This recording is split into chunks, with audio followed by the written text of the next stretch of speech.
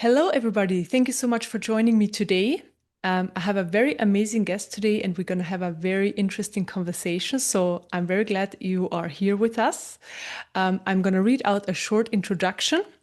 All right. So the international spiritual teacher and healer, Kristin Kirk, is gifted with extraordinary vision and healing capacities from her 2003 awakening. She accesses our multidimensional true self to transform individual and collective wounds, trauma, and karma back to light, and to restore our innate inner wholeness. Kristin works with individuals and groups all over the globe to accelerate healing, embodied awakening, and self-realization. Very beautiful. Hi, Kristin. Hi there. Thank you so Hello. much for having me here. Yeah, thank you so much for being here and for having another conversation. We recorded one already about 1.5 years ago. And so it's very exciting to reconnect. Yeah, and I'm looking forward what we're gonna talk about today. So we'll see what unfolds throughout this conversation. Yeah, I'm excited too. Yeah, yeah, amazing. Um, I thought let's start with your awakening journey because it's so inspiring and so helpful for I know many listeners. Yeah, and it's beautiful, a beautiful sharing you have. So if that's okay for you, let's please start with your awakening journey. Yeah. Well, it's funny in a certain way. It's like sometimes our awakening comes from deep despair. And in truth, that was what elicited this shift within me. I had had an inner calling that I was to do a different kind of healing work. And so I studied with a number of different extraordinary teachers and for a couple of years and different shamans and cultures and it was this inner calling that was propelling me. And in the end of that teaching, there was a of teaching with studying with these different teachers, there was a like a soul collapse on the inside because I was trusting this inner movement. This inner call had been guiding me my entire life. I would do things that appeared completely insane to other people on the outside because I had such clear, crystal clear guidance on the inside that this was true. Yes, make this choice. So when I followed that inner calling with my life's purpose, doing healing work, and it sort of ended up seemingly empty-handed. I didn't know what to do. I didn't know where to go. I had this incredible sense of failure that I had failed. Not only that I had failed my life's purpose, but that I had somehow failed myself as a spiritual being or failed myself. But what, instead of just becoming a depressed puddle on the floor, I mean, I think this is also the piece that's really unusual, is that what happened was I turned inwards to the source point on the inside from which that movement arose, from which that information arose, from which that guidance arose. And I had never sort of related to that deep calling or knowing in the inside that way, where I internally sort of turned around and put my hands, opened my hands up backwards, facing inside,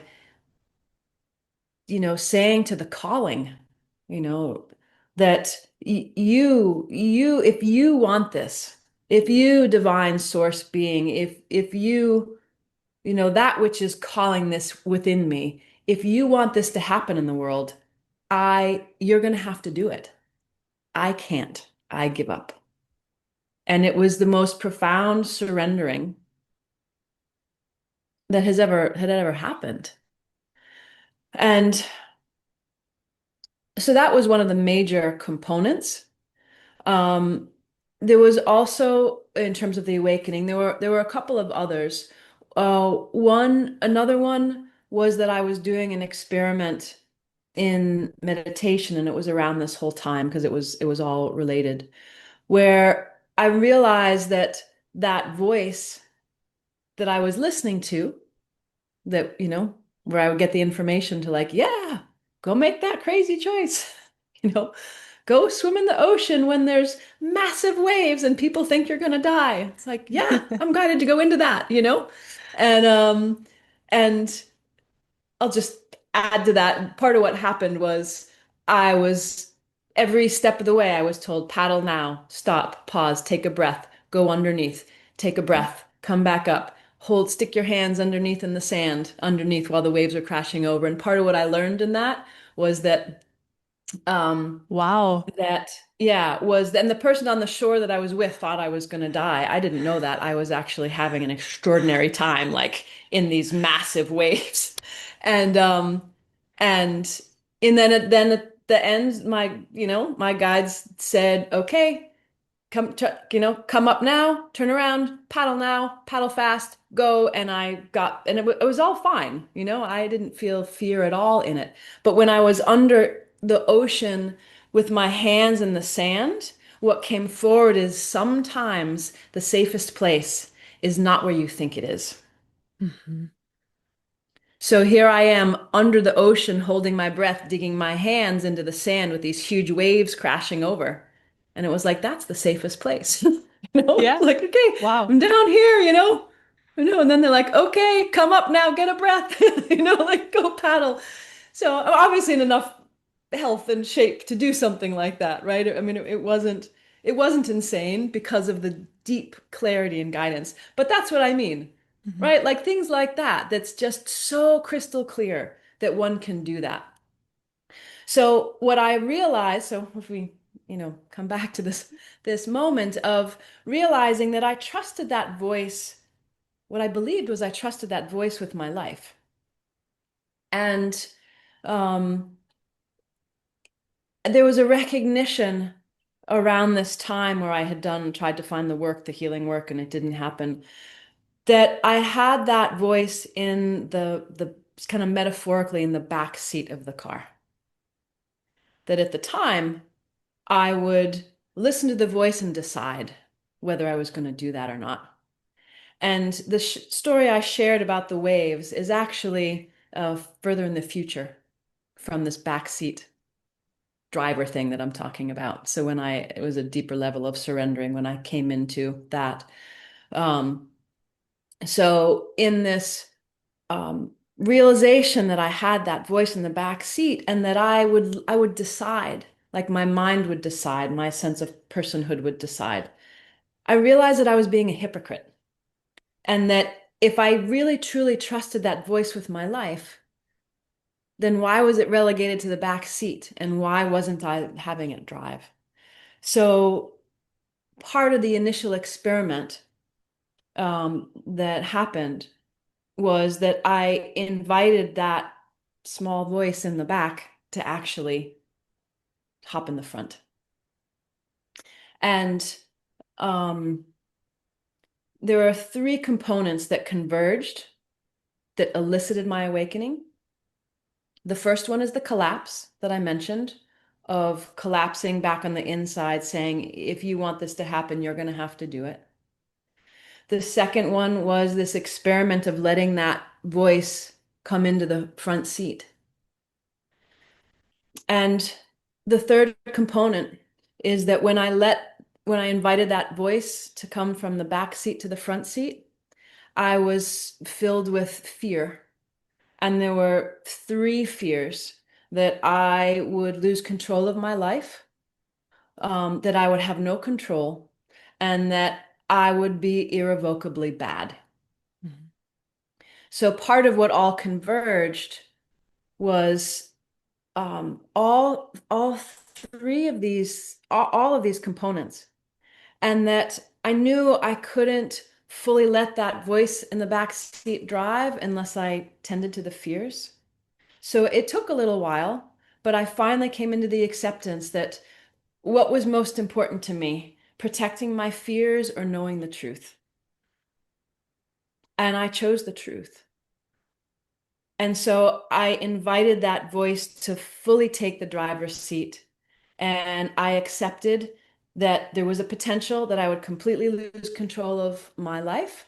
My life would completely change, and I loved my life as it was. I had a massage practice and clients, and just, I mean, I loved my life. Um, and um, and then the third one was the hardest one, the fear that I was just innately like consciousness, God's source made me wrong, that I was bad beyond repair. So that was the big one, Mhm. right? So, and with that fear, I didn't heal it. I just sort of set it aside. I was like, okay, I can see all that. I'm just going to set it aside and I'm going to dive in with this experiment.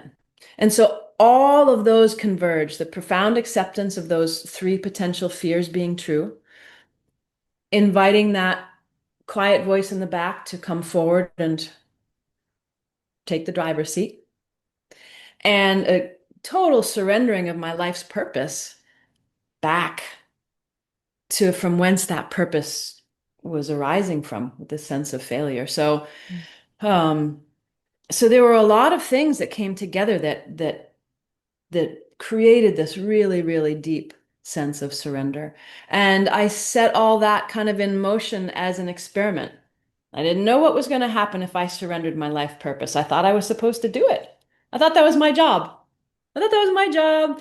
Universe creates you, puts you here, gives you a will, gives you clarity, and you're supposed to do it. Right? And I was like, I failed. So there was this just deep, deep internal letting go and surrendering. So that's what did it. Mhm. And it didn't happen immediately. It happened a couple months later. And that's when the whole new body of healing work came forward, and I started seeing pictures coming out of people's bodies and seeing these just highly detailed um, images with all the information of the emotions that everyone in the whole scene was feeling, where the emotions got stuck, where the thoughts were, and then seeing the past lives and the patterns that these things arose from and how to heal it. And so the body of work that wanted to happen was only going to happen through that surrender. I didn't know that, but that was how it happened. And in terms of awakening, there was also a recognition that that small voice, that little tiny quiet voice that guides the universe, is not actually small, and not only is the entirety of everything, but is also what I am and you are and all of your listeners are. So the small sense of I am, the small sense of me, the person that thought it had a purpose to do, woke up to the realization that the I is one I guiding itself, guiding itself on the journey. And that deep I is the doer. That deep I is the facilitator of the emergence of all that is. And so that was, I mean, I can keep going, but I've shared a lot. But that gives you the full synopsis. Yeah, beautiful. Thank you so much for sharing, because it's so inspiring, and it's so I know so many people, like, they know that surrender is a very big part of, this awakening journey. But it's kind of hard, right? So really surrendering into what life has to bring in, come up for us, right? What life brings in. And then at this the second thing is, what I really like about what you shared is that you made it, I'm just looking for this word, an experiment. Because this means something came up, so you put the small self into the back seat, and the big self into the forefront, or this voice. And then it probably went back again, right? So it went back and forth, and there was surrender, and then for some time there maybe wasn't so much. So and because it's an experiment, like you said, okay, I'm doing this now. You just stuck to it, right?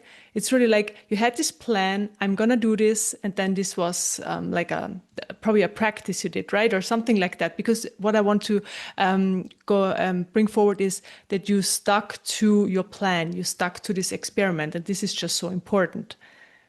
And not like So letting I'll it go again. You know what I mean? Like, okay, I know this all. I know I need to surrender. I know there is like the small, the big self, or the voice, the small, the big voice. But then, going again out into life and then kind of forgetting this versus sticking to it. And I think this is so yeah, important. yeah, and there actually wasn't a back and forth. Ah, all right, all right. There wasn't a back and forth, That's but amazing. what you're bringing up is the key element of why the experiment worked, because I didn't go back and forth. Okay. It was I don't have a number big enough, right? It was an infinite commitment. Mm-hmm. There was, I was going to say I usually use the word 1,000%, but it wasn't 1,000%. It was a completely full, infinite percent commitment to that experiment, which is why it resulted in the way that it did. So there was no waffling, there was no back and forth. And the way that I describe it in the experiment is the way experiments work, right? Is you set the experiment, you set it up, and then you let it go, right? If you have a little chemistry experiment, you don't keep going in and poking it or doing stuff to it or shaking it. You make your experiment and then hands off.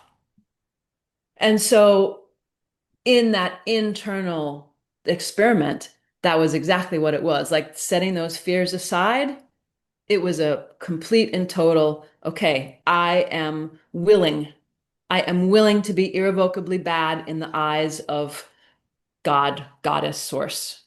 I mean that's a huge commitment to agree to that, like that level of commitment to truth. Mm-hmm. So that's what it was for me. It was a commitment to truth, that Mm-hmm. the truth was the most important. So that was the entry point for me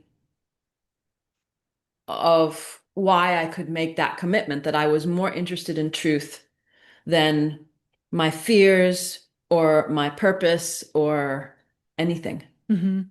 Yeah, I mean that's so interesting. So thank you for sharing this. And I know now, like coming really from this 100% or 1,000%, it's like okay, it's done already basically. Like from this intensity, it's already done, and then you let this go, and then it unfolds. Yeah, very beautiful. Yeah, I'm glad we went into this because this is so important. Yeah, and in terms of your, people who are listening, like we all know that, right? I think this is so important to speak about it in this way because everyone knows what it feels like to make a commitment to that degree. Mhm. I mean, everyone does. Like, oh, I decided I'm going to such and such, and so I want to take what might seem out of reach to put it back in people's hands, that it's not out of reach. You have already done this. You already know what it feels like to make that kind of a commitment. And it's just making that kind of a commitment with potentially something that feels harder to do that with. Mm. And so for people who go back and forth and who feel it's very hard to make this kind of commitments, even though they kind of know they want to make it, like what can you tell them? Like how can you help them with that? Because this happens a lot, right? This back and forth. This is why I brought it up. Because making this really commitment to truth, like how can people do it if they feel they can't? Right. In in the scenario that we're talking about, in my experience, my my initial experiment of having that voice come into the front seat was because of a recognition that I was a hypocrite. Like if I actually believed that voice totally had my back at every moment, then I was being hypocritical. And so that was the compelling piece for me of making that initial commitment that truth is important to me. Mhm. I didn't want to be a hypocrite within my own spiritual reality. I was like, what's that? That's like bogus. It was like how it was landing for me. So that initial movement was, it was compelling. Mhm. I wanted to know the truth. And the fears that came up, they came up on their own. And it might be that people do have fears that come up with the commitment, which is why they're flip-flopping. Mhm. So in my case, the fears just appeared, but it might be that it takes a little more introspection to see what the fears are that are initiating the flip-flopping and to tend to the fears. And you can always ask, how do I navigate this? On the inside, it's like, how do I navigate those fears? In my case, it was just setting the fears aside. I will add, since we're talking about it in this way, that all of those fears actually had truth in them.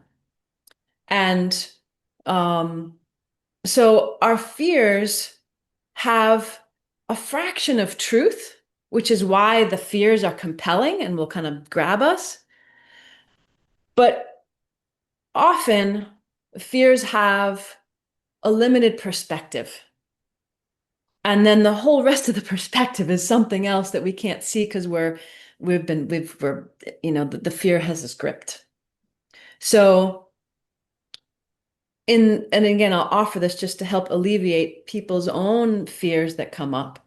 So the fear that my life would completely change, it totally changed. I shifted from having a massage therapy practice to working with people all over the world on the phone through Zoom, living in winters in Massachusetts with snow up to my ears.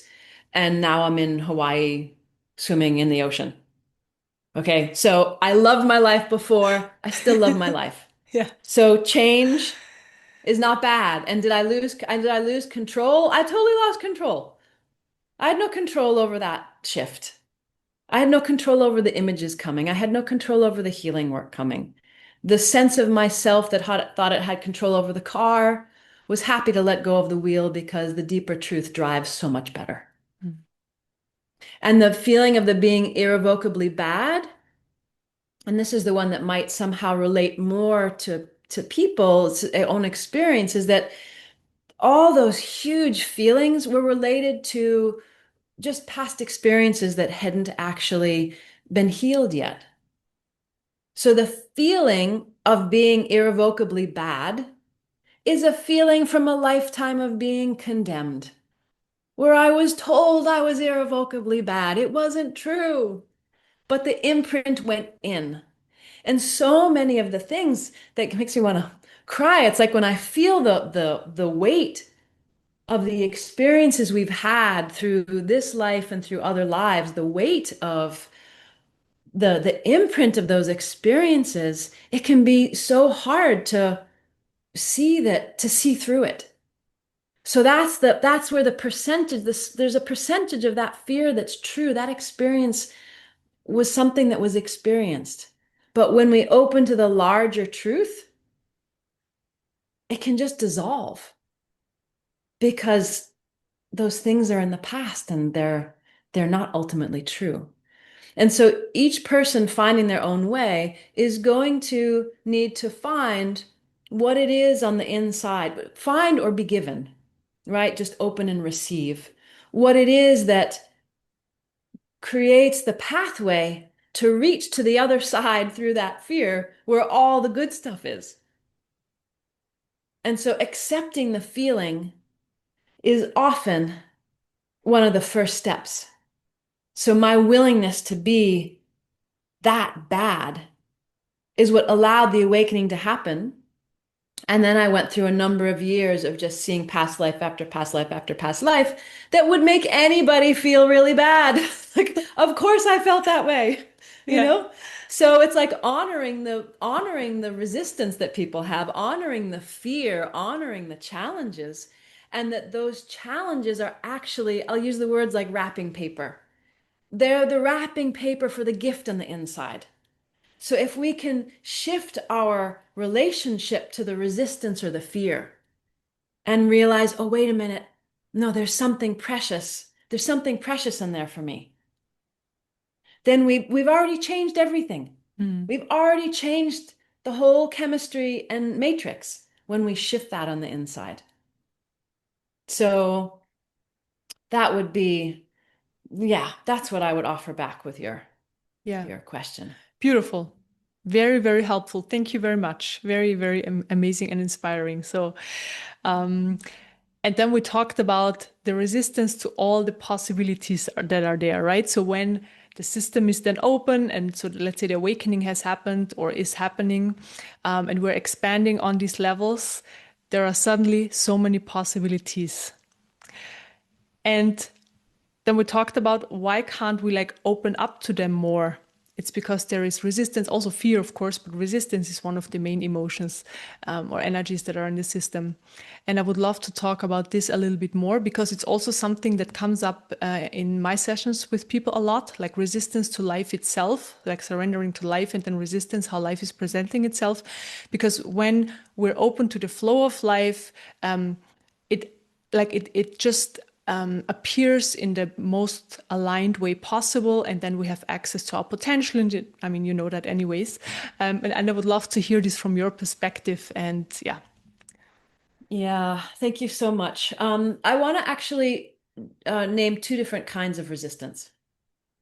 So one of them is the kind that we've just been speaking about, where there are emotional experiences and this lifetime or other lifetimes, ideas, perceptions, beliefs that are the material that's wanting to be seen through or dissolved through, that we can have resistance to. There is another kind of resistance that is more structural in a way, where there's a sense of integrity of the identity that has been functioning a particular way through eons of time.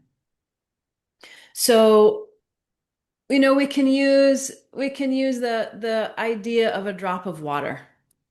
That if we're all water, if we are the ocean, if we are all water everywhere, and then we come into a drop to then have the experience of an individual.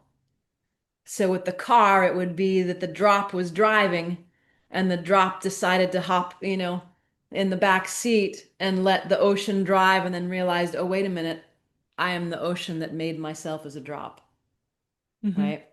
So another kind of resistance is the structure of um the drop, the structure of the sphere that is made to gift the experience of an individual.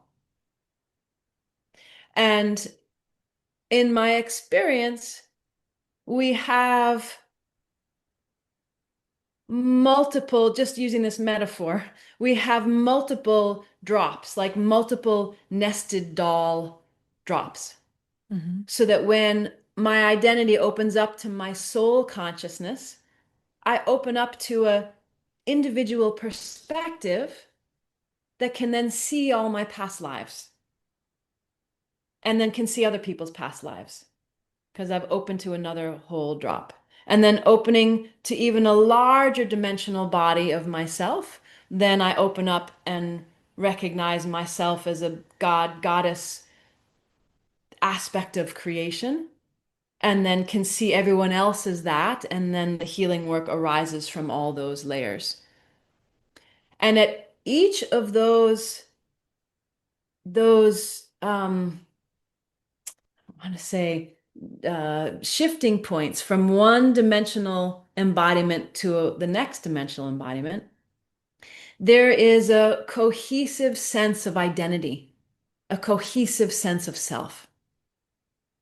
And I'll often speak about it as surrendering through the eye of the needle or the gateless gate, that the sense of identity has to surrender itself where it can't see to then open up in through to the larger next level of self-realization. And resistance can happen at different juncture points in this. So the first level is one's emotional and emotional material that is within the framework of a drop's perspective.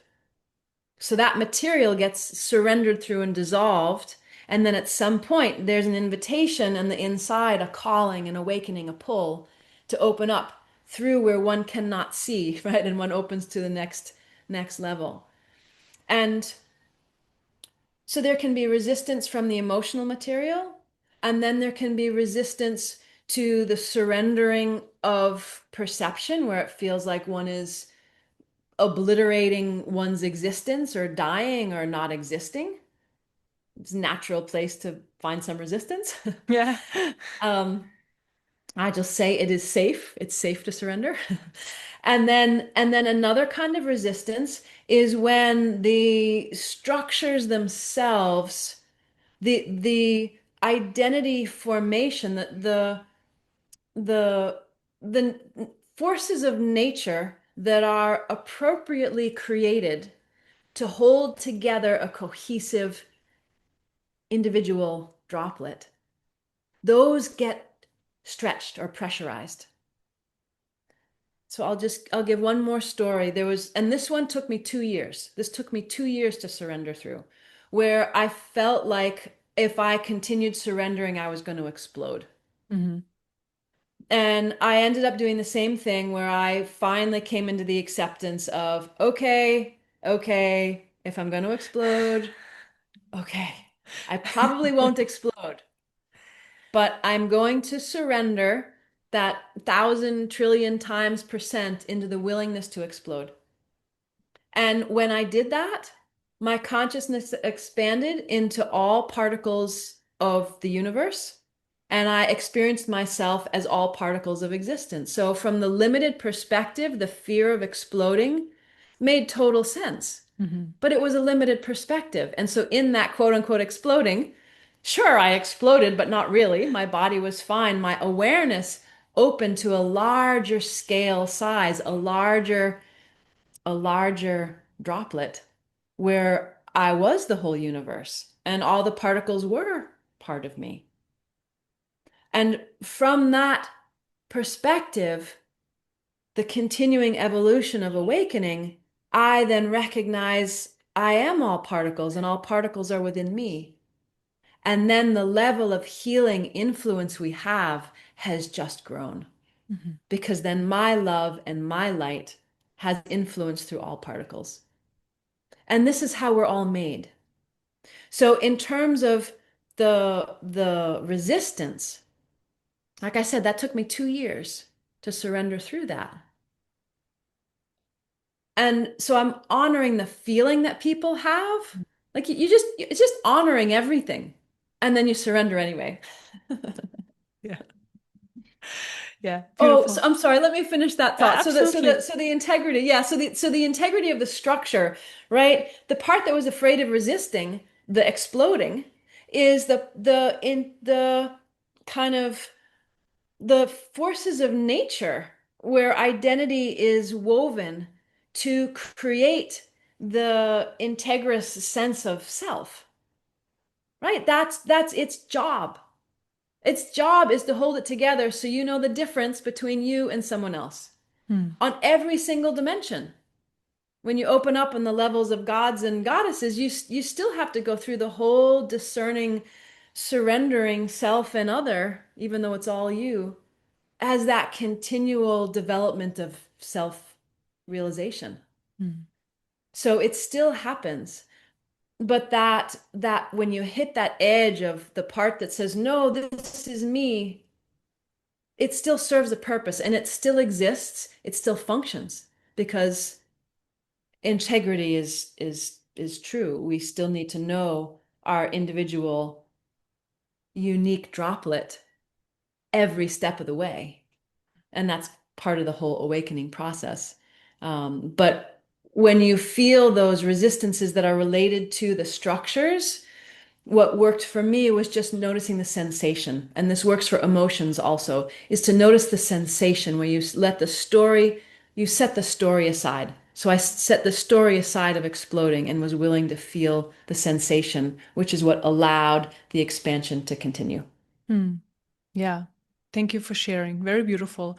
Um, Again, it's very similar to the first story you shared. It's about surrender and trusting that everything is going to be fine. And it was, and it gets even better, right? And I just Yeah. love, that you share this because it's just so important for people who are on the path to have these stories and these experiences from people, to hear them, that they know, okay, everything is going to be fine, even though I go into an area where I have no idea what's going to happen. I have no idea how it's going to unfold, because this is one of the most important parts of the awakening journey. Trusting, surrendering into not knowing what's going to happen, but then in the end, it's going to be fine. So, so thank you. It goes through your whole stories. So the same learnings, and I really like them because I also share them with people. So yeah. And yeah, and I'll add the key to the surrendering and the truth is that what you're surrendering into is something on the inside that you know is true, right? So you're not surrendering into some random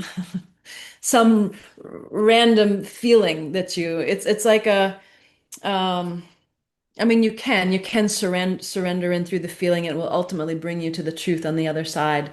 But the place of safety, let me be quiet for a second. Let me just listen because this it feels important because, as we're guiding people to surrender, um,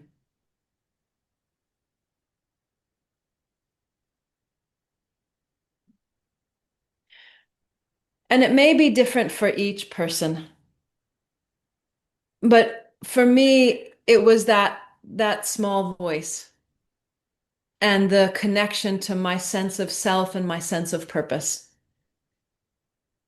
And so I would surrender back into that stillness and that still point that I couldn't see behind. I couldn't see what was on the other side, but I could feel that that was the truth.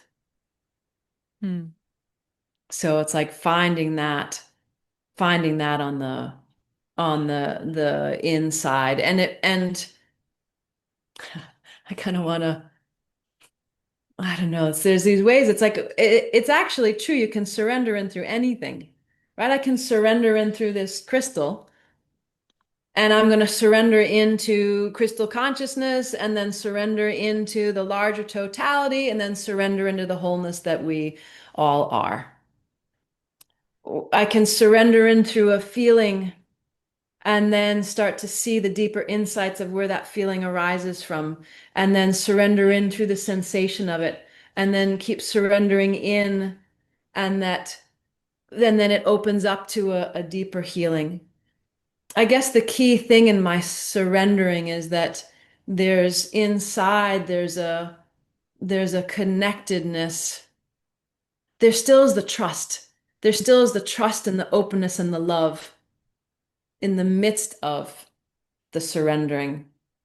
In the beginning, when I was surrendering through all these horrifying emotions that were coming forward from all these different past lives, the words that I would use in my head was, if everything is God, this must be God too. Hmm. It has to be safe to surrender through. And then what would also come forward is, this is in the past, it already happened, it's not real. Yeah. Very So that helpful. allowed that safety through those things. So whether we're surrendering through the larger totality or surrendering through our heart into the source of our existence, Hmm. if we surrender deep enough, I surrender. Yeah, anyway, I can keep going. But so I'm saying if you surrender deep enough through anything, I don't care what it is, Yeah. I don't care what it is, you Yeah. will ultimately find source. Yeah. That sounds absolutely great. And then I have the next question coming up. Um, so when we move through our life experience, we have certain experiences, and then we need to find the voice in our system that tells us this is our truth. So we say yes to it or we say no to it. And how do we see or distinguish it is resistance, but we might not see the resistance yet. We might not be aware Mm. of it versus it's the voice guiding us, okay, take the next door, not this one. You know what I mean? Right. Yeah. Right. This is awesome. So much in my life, I haven't had any issue with that question. It's just always been crystal clear. Wow. And there is something that has come up in my life recently that has put me on that edge, which is perfect because now I can just look at that and respond because otherwise I'd say they just seem really different to me. Hmm. Right. So like the gift of that happening in my life. So let me and then I also will have to work through it in real time, right? If I'm going to answer that question. So let me just take a Yeah. moment and Take your time.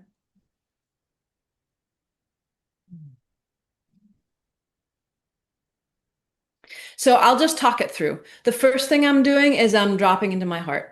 I'm coming into my heart where the mind is still and empty, and I know the love of the truth of all of that everything is love. Everything is love. So I'm dropping in to see to where the mind and the heart are one, but I'm resting in the embodied heart. So that is the ground that I am then perceiving from. So the inner vision is not happening in through the third eye and through the head. The inner vision is happening in through the embodied heart of love, heart of God, goddess, truth.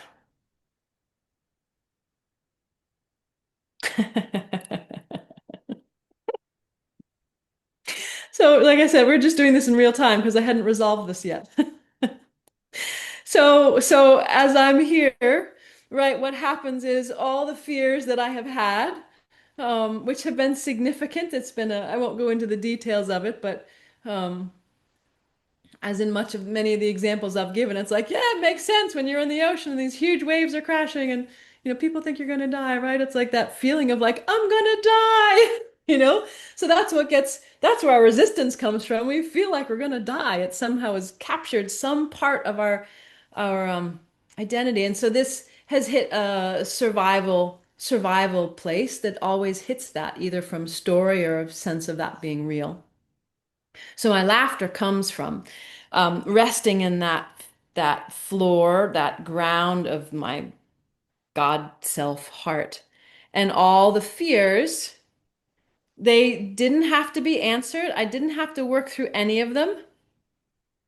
The whole thing just with the support of this question and the intention of looking and the focus, the 1,000% willingness. Okay, let me look and see.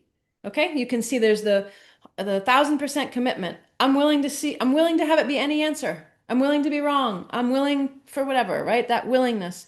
So in that willingness and then the surrendering in a focused, useful way, then all those fears kind of gathered kind of like a cloud and just sort of dropped out through the core of my being. They just dropped out through the bottom. It's just like, eh, don't even bother. Don't even try and figure it out. Doesn't matter how wise those fears are. I don't care. Just they all drop out, and then I'm left resting in the infinite fullness of the heart of love. It's just like, just walk blindly. Just walk blindly in the light and take each step in love. Beautiful. Yeah, absolutely amazing. Absolutely amazing because I just went through this process, as you were sharing it, and it's absolutely true. It's just resting in being, or you call it the heart center. I would just call it in that way. And then everything dissolves anyways, right? And yeah, very amazing. So that's a very amazing possibility to get rid of, or to get rid of these things, these resistances and fears. So thank you for sharing this. Yeah. Very cool. Yeah, and th thank you so much. It's also pointing out like when I do something like that, there's a transmission that's also kind of happening. Yeah. And so just as you were going along with it in yourself, people who are watching can go back in the recording, just zoom back and just go do that again, but do it in yourself with whatever process you're doing, you're having to tend to in yourself, because the energetic pathway is right there in the recording, right? So people can just go back and practice and find that in themselves, and it will support. This makes me so happy, right? It's we need so much help. We're so amazing, and like we've just forgotten who we are, and there's so many layers of reality that are not real, that I mean that are false, that are telling us that we're small or to have these problems. And it's just there's so much more that's available and possible. So I'm just excited, like even just this little snippet, Mm. I would make me so happy if that actually can support people making their way through all these stories and illusions and pain and suffering in our emotional reality that's just ripe to resolve, Mm. to support our stepping into awakening. Yeah, absolutely. I have a look. Maybe it's possible. I mean, it is possible to cut this little part out of as well and make a separate little video because it's a few minutes and then people can just use this very short video. But it's so helpful because I could see exactly what you were sharing. This that the energies just left the system through the bottom, the lower chakra, and yeah, so there's this energetic pathway. So yeah, people can use it. So thank you for that. Very amazing. Yeah. Yeah, So you're so we welcome. have so many tools. We got so many tools from you throughout this session or throughout this conversation. So very amazing. Yeah. And then my next question is, so you talk about, I mean, you touched on this already. We are multidimensional beings. So you talked about it as these droplets, and we wake up to more and more of what we are in creation, as I would talk about it. So that's very fascinating because this is also something that happens for me right now. So my path was a bit different. It was like just sharing through consciousness, different levels of consciousness, and then realizing that the Brahman, the absolute, but not really looking into the creational part. So these aspects, so like these dimensions you're talking about, it just wasn't part of this awakening process for me. But like a half a year ago, um, it started to open up. So I also realized I'm everything in creation. So no matter what's there, I'm all of that as well. But I haven't explored specifically these different dimensions or what the word for that is. So I'm curious about maybe you can talk a little bit about that and then also how we can embody this, so bring this more into the human life experience, because I think it's so important that people know, okay, we have this human life experience and this is the most important one right now because this is why we're here for, but at the same time waking up to what we are beyond that, right? So bringing all this into the human experience and living our humans through this information, this expansion, this light. So I know it's a very, very big topic I just opened up. But I don't know, like maybe you can just share whatever comes up for you. So about yeah, about these dimensions, maybe we start with those the multidimensionality of our being. Hmm. Yeah. Um, yeah, I think each person's awakening is extraordinary and unique. And all the details that have come forward for me are because they were needed for the healing work that I do. So that when I'm opening up through all these scales of, or I'll sometimes say octaves of existence, my awareness opens up through that whole layer, and then I have access to supporting the transformation within that. So when I'm working with people, that's what's happening. That skill set has come for me because it was directly related to my life's purpose. It doesn't matter if anyone else sees this or wakes up to those details or not. It's irrelevant, right? We're all the whole thing, no matter what piece of it we're seeing.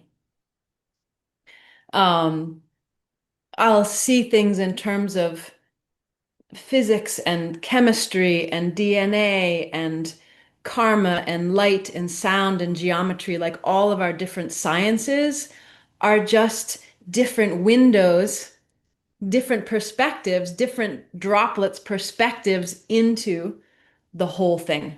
So someone who's a mathematician can wake up in through extraordinary states, and that's where, Einstein or, these different brilliant beings in these different fields they're opening up to the same truth. So you don't have to become a brilliant physicist to be awake, right? You don't have to open up to all these details that I'm seeing. So I just want to preface it with that, right? That it's like, um, and that I haven't tried to see any of that. I haven't been seeking it. It's just what has appeared on my path. So it's also for each person to trust what appears on your own path Yeah, and for that's so it to important. open, yep, to open in whatever way it opens for you. And the more that um, my mother, my precious beloved mother, has been taking my classes and healing sessions for a number of years now. And she's now opening up and seeing atoms and particles, and like it is happening for her because she's engaging in it. So it can happen the more you dovetail your life with that, if that's your calling, that Mm. that can start to come forward, but it's still going to come forward in your own way, your own unique way. Um, so let me just see if there's anything else to just from the quiet that wants to come up in response. Well, was there something, I feels like there's something else here to share, but I'm wanting to know, was there the heart of your question, what you were wanting me to speak to? I mean, what you just shared is so important. So that was perfect. It was the perfect Okay. answer. It wasn't like um I will ask the question again, but this was like already a perfect answer. But yeah, so everybody's awakening is absolutely different, and for you, things opened up because you needed them for your healing work. So that's very amazing, and yeah, and I think it's important that people know that their awakening is probably going to be different, or different aspects are going to open up at different times. Maybe also, maybe later in life when certain things is needed, they open up. So very cool. Yeah, and then I just wanted to know like these different layers that open up for you specifically. So maybe you want to talk about them a little bit. So you talked about, so you touched on it before. Um, so I forgot the first one you said. You named them. I forgot the name. So you had names for them, like these different layers. Yeah. So Yeah, and I just get excited. So there are layers, but there's also like stratospheres within those layers. Like when I open to a new level, each of the chakras in that new dimensional body go through a process of purifying self-realization, clearing out all the stories that happened in relation and engagement with all of those sort of functions of the identity at that level. So there's multiple, I mean, in my experience so far, just endless layers. I don't think it ends. So, so there's no, anyway, I just like to put that out there. And let me be quiet here if there's well, what I want to say first is about the heart. And I think this is why I'm gonna realize you're saying beingness, and why my orientation comes to the heart. There was a time I was in Sedona, and it was the first time I was there, and I didn't know anything about portals, and I stumbled upon this portal and could see that from this one place on the earth you could travel through anywhere in the entire universe. And that the guidance was to not go travel because I didn't know myself well enough and I would get confused. And the information that came was, no, fall back into yourself. Know thyself. And now in the resting with the embodiment of these nested dolls of self, there's a holographic embodiment where they're all simultaneous. And I'm resting in the heart. And the heart is the center where the mind and the heart, where the light of the mind, the love and the heart are inseparably one. And that I'm seeing through there. And that is truth. That is the guidance. That is the center point where the individual self is not separate from source creation. So I wouldn't want to start describing all of this and have people start trying to find themselves outside themselves, seeking or like, what is that?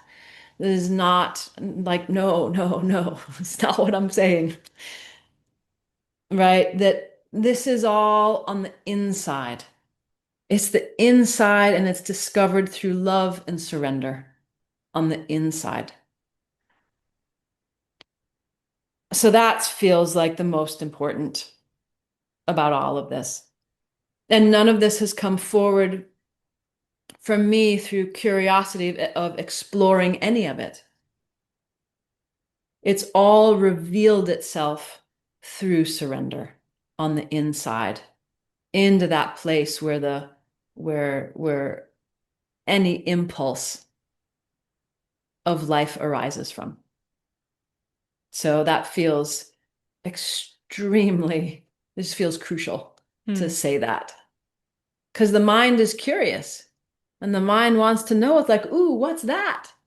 You know, and the mind can start reaching out to things, but it doesn't have the inner stability to have that be a safe journey, a safe venture. So, which is exactly why that happened when I found that portal. Is like, wow, the whole thing is right there in front of you. You can dive into any of it, but better not, right? Not yet, not now, right? It's like knowing self. So, um, so from here, can I keep sharing now? Is there, Absolutely, okay. absolutely. Okay. So an easy way is our body is made of cells, right? We know that. And those cells are made of molecules, and those molecules are made of atoms, and there's infinite space between the atoms. There's actually subatomic particles and subatomic frequencies, and even more subatomic, and then even things I don't even have names for deeper than that. So the layers are an inseparable weave of the macrocosm and microcosm simultaneously. So the way a tree has branches and roots, and that they're stable because of both of them, right? The way they were, right? So just conceptually, when you awaken, you've got your one body, and then when you awaken to all the cells within it, then you're, I don't know, however many billion, I have no idea how many cells we have. And then open to the atoms within. But the atoms within are also, but that's the amount of space between them, that size is, right, gargantuan. I don't know what the word to use for that. Okay, so now I'm going to be quiet and I feel a transmission coming to respond to this question, having given a little bit of parameters for it.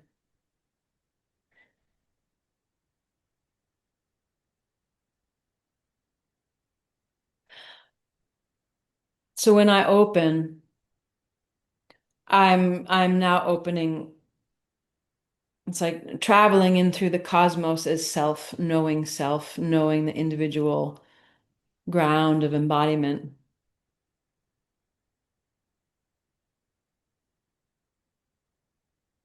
We open through the layers of what we are on every scale, on every size, and open to ourself as an individual perspective of that view of the whole. And we open as love, and we open in the surrendered truth of what we are, where the even larger aspect of self that we can't see is the guiding volition, is the guiding action, is the guiding force. And so, the same way that we don't control the movement of the planets that have forces that keep them in a trajectory. Let me start this sentence over again. Because as I'm saying this, I'm the embodiment of this. We all are this. So I want to say this in such a way for the transmission, because this will help people then open to their cosmic self.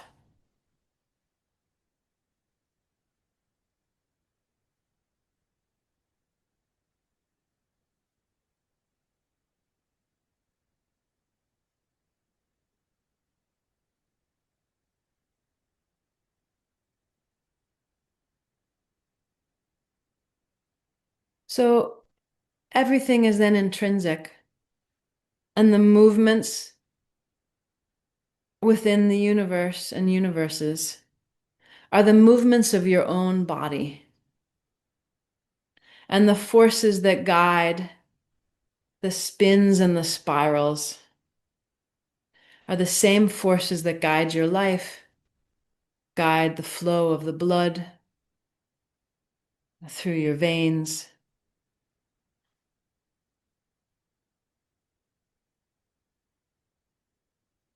And you can come into holographic resonance with yourself on larger scales and rest in the flows that carry the planets through the universe, the same way you rest in yourself and ride the flows of your life,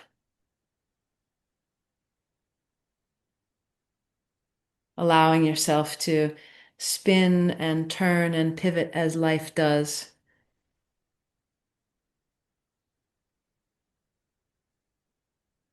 Resting in the love and all the forces of existence that come together to co-create life and co-create your life and co-create all the stories and the influences and the adventures that we are blessed to have.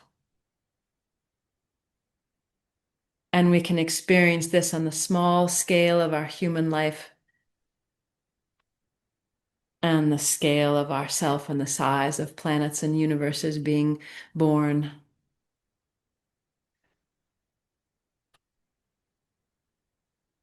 And we can come into the extraordinary resonance of what we truly are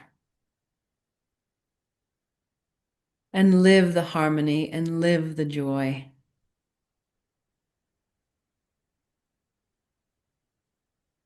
And the gorgeous extraordinariness of being alive.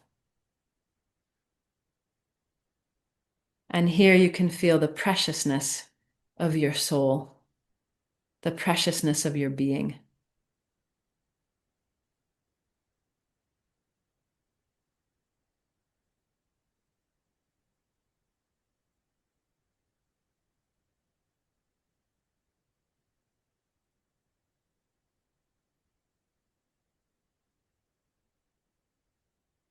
And as we each continue to rest in this harmony, the larger forces, it helps to reorganize our life into the higher frequency possibilities. It's like tuning yourself to the higher note, the more pure, clear, true note. And then the the debris, the what no longer serves can just fall away on its own because the forces of life aren't pulling them into being anymore. The forces of life are releasing all the old to continually align.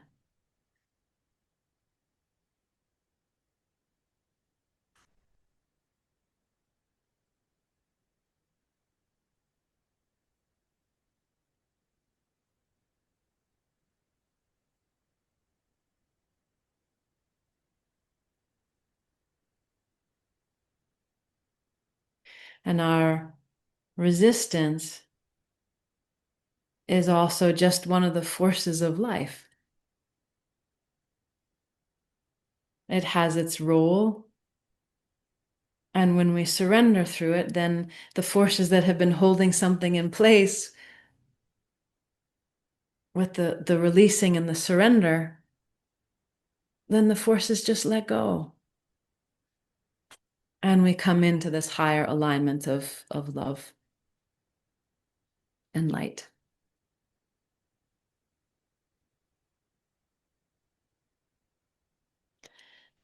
Thank you so much for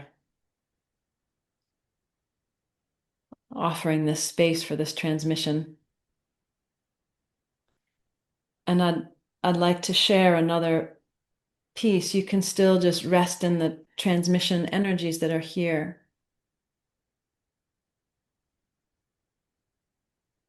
What's been coming forward for me in this larger self is what I've been calling the invincible light body. So I haven't known what else to language to use. But when we're in this cosmic self, we're resting where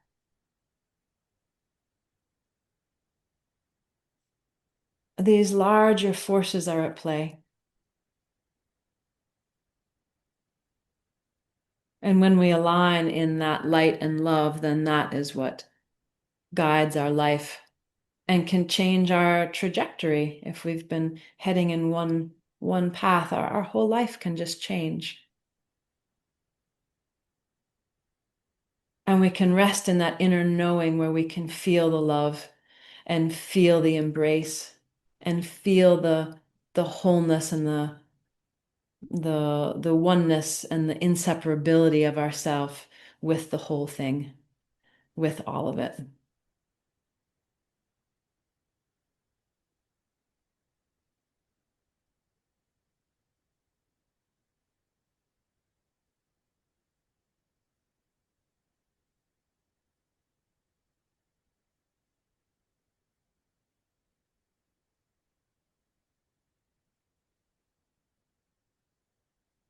When I started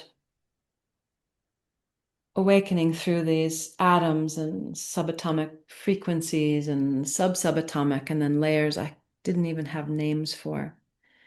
When I got into this deeper layer where I started to see the cosmos and see everyone's consciousness in this way and the larger movements within them dovetail with their life. I'm seeing the whole big perspective, but the embodiment of the sphere is a purity of light that is impenetrable from any of the distortion that we can experience in this life, in this world, and in our soul, and even on the God creator level. There's been layers of stories that are in the process of dissolving and returning back into light. And so in this new droplet, where universes are inside. My experiences of a light body where the size of the particles, the subatomic, whatever name science will eventually come up with, whatever name that is, those particles are so refined that it creates a field of light that is impenetrable. So that sphere, like the sphere, the nested water droplets, like this sphere is so massive and so refined at the same time that there's no distortion that can penetrate. And so this is available. This is what we can open to. And this is the edge of cutting edge, right? The growth edge of my teaching and my healing work and my classes. And that I'm always sharing the highest frequency of realization that is present here. And so it continually changes, it continually evolves as my awareness continues to surrender into the truth of what we all are. And so as I'm speaking, there's also a amplification of that light field, that sphere of self that gets to have its own unique perspective within the holographic totality of all that is.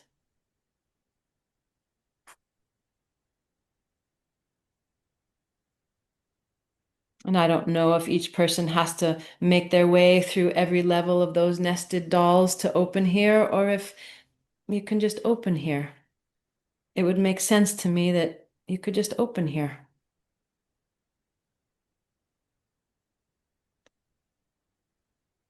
And that it can then take time to integrate all the other layers because all those stories, like wrapping paper, have gifts to reveal and gifts to be received. And maybe that happens in a nanosecond and all the wrapping paper is ripped off and you're just resting in your infinite true self now and it sustains. Anything is possible. And maybe you revisit this and continue to rest in the transmission of your true self.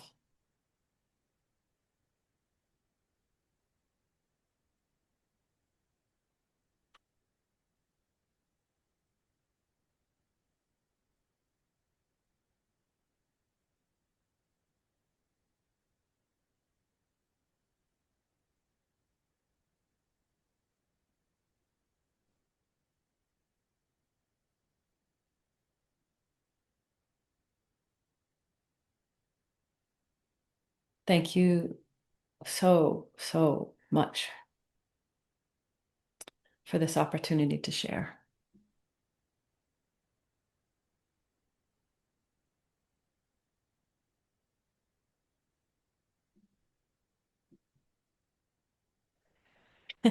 Thank you very, very much for this very beautiful transmission.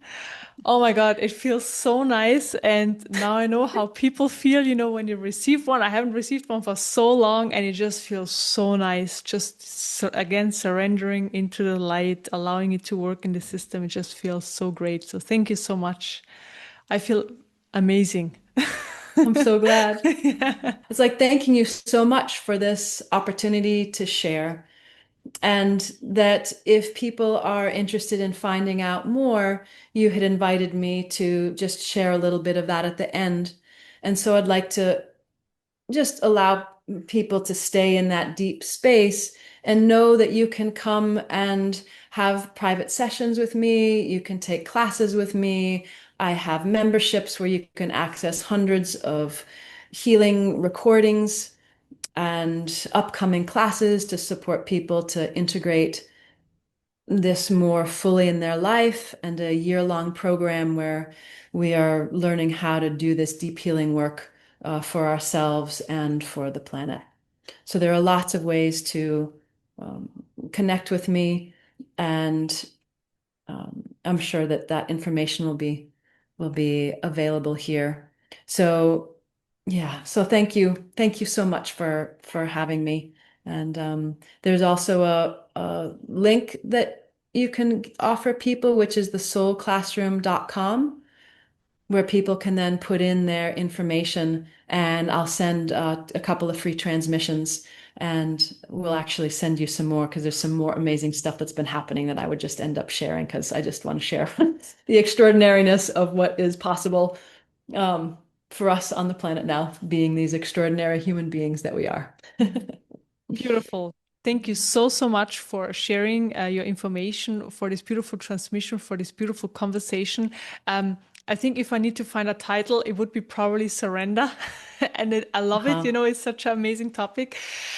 So thank you so much for sharing. And also, I just have to say that your teaching is just very simple and very easy to understand. And this is just what I really like, because it's so helpful.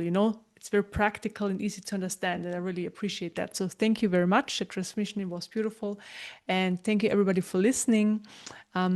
Yeah, that's it from us here. Thank you very much. Thank you so much. I'm so grateful.